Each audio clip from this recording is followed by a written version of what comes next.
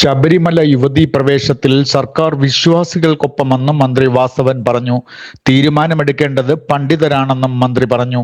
സർക്കാർ നിലപാട് ഇന്ന് കോടതിയെ അറിയിക്കും. ഇതേസമയം ഭക്തരെ ഉപദ്രവിച്ച സർക്കാർ മാപ്പ് പറയണമെന്ന് BJP നേതാവ് MT രമേശ് ആവശ്യപ്പെട്ടു. NSSലേക്ക് താൻ ഓടിളക്കി വന്നതല്ല എന്ന് മന്ത്രി ഗണേഷ് കുമാർ പറഞ്ഞു. പത്തനംതിട്ടയിലെ NSS ഭിന്നതയെ പരാമർശിക്കുകയായിരുന്നു ഗണേഷ് കുമാർ. വോട്ടെടുപ്പിലൂടെയാണ് താൻ തിരഞ്ഞെടുക്കപ്പെട്ടത്. മന്ത്രി KB ഗണേഷ് കുമാർ പ്രസിഡന്റായ NSS താലൂക്ക് യൂണിയൻ കമ്മിറ്റി പിരിച്ചുവിട്ടതിൽ ഗണേഷ് കുമാറിനെ ഒഴിവാക്കാനുള്ള ശ്രമമുണ്ടെന്ന് സൂചന. കരയോഗം രജിസ്ട്രാർ ചുമതലപ്പെടുത്തിയ അഡ്ഹോക് കമ്മിറ്റി അധികാരമേറ്റു. പാചകവാതക പ്രതിസന്ധി രൂക്ഷമാകുന്നുവെന്നും വിറകിനും വില കൂടുന്നുവെന്നും റിപ്പോർട്ടുകൾ. ഇതേസമയം LPG ബുക്കിംഗിന് പരിഭ്രാന്തി വേണ്ടെന്ന് കേന്ദ്ര സർക്കാർ ആവർത്തിച്ചാവശ്യപ്പെട്ടു. നാളെ മുതൽ കല്യാണ സീസൺ ഓണാകുമ്പോൾ സദ്യ ഒരുക്കൽ ടീമുകൾ ആശങ്കയിൽ. പാചകവാതക വിതരണത്തിൽ തുടരുന്ന ഊഹാപോഹങ്ങളിൽ കാറ്ററിംഗ് ടീമുകൾ പരിഭ്രാന്തിയിലാണ്. ആധുനിക പാചക സംവിധാനങ്ങളിലേക്ക് മാറിയ ടീമുകളെല്ലാം ഗ്യാസ് സിലിണ്ടറിനെയാണ് ആശ്രയിക്കുന്നത്. LPGയുമായി 2 കപ്പലുകൾ ഇന്ത്യയിലേക്ക് എത്തുന്നുവെന്നും ഇതേസമയം മാധ്യമങ്ങൾ റിപ്പോർട്ട് ചെയ്തു. ഇരിക്കൂർ കുഞ്ഞാമിന കൊലക്കേസിൽ 10 വർഷത്തിനു ശേഷം പ്രതികൾ പിടിയിൽ. സ്ത്രീകളാണ് അറസ്റ്റിലായത്.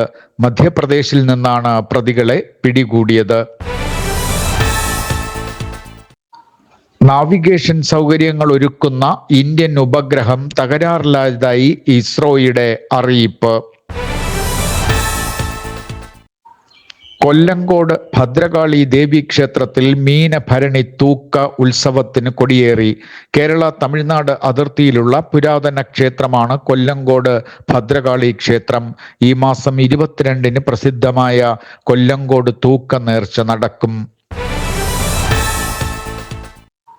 സംസ്ഥാന വഖഫ് ബോർഡ് ചെയർമാനായി ലീഗ് സംസ്ഥാന മുൻ സെക്രട്ടറി KS ഹംസയെ നിയമിച്ചു.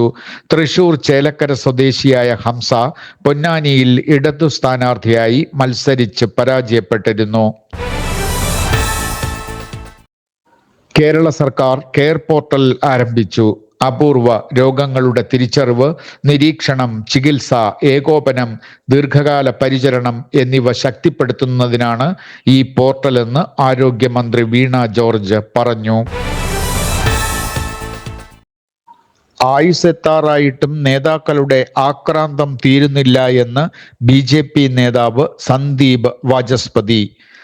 സന്ദീപ് ഉദ്ദേശിച്ചത് PS ശ്രീധരൻപിള്ളയെയാണെന്നും അതല്ല, അങ്ങനെയുള്ളവർ എല്ലാ പാർട്ടികളിലുമുണ്ടെന്നാണ് ആരോപണ പ്രത്യാരോപണങ്ങൾ. കൊല്ലം കരുനാഗപ്പള്ളിയിൽ ജാമ്യത്തിലിറങ്ങിയ ഗുണ്ടയെ പട്ടാപ്പകൽ വെട്ടിക്കൊന്നു. മരിച്ചത് ജിം സന്തോഷ് വധക്കേസിലെ പ്രതി അലുവ അതുൽ. ഗുണ്ടകളെ പിടികൂടാൻ കർശന നിർദ്ദേശം നൽകിയതായി DGP റവാഡ ചന്ദ്രശേഖരൻ അറിയിച്ചു. തമിഴ് കവി R വൈരമുത്തുവിന് ജ്ഞാനപീഠം പ്രഖ്യാപിച്ചു. തമിഴ് കവിയും ഗാനരചയിതാവും നോവലിസ്റ്റുമാണ് R വൈരമുത്തു.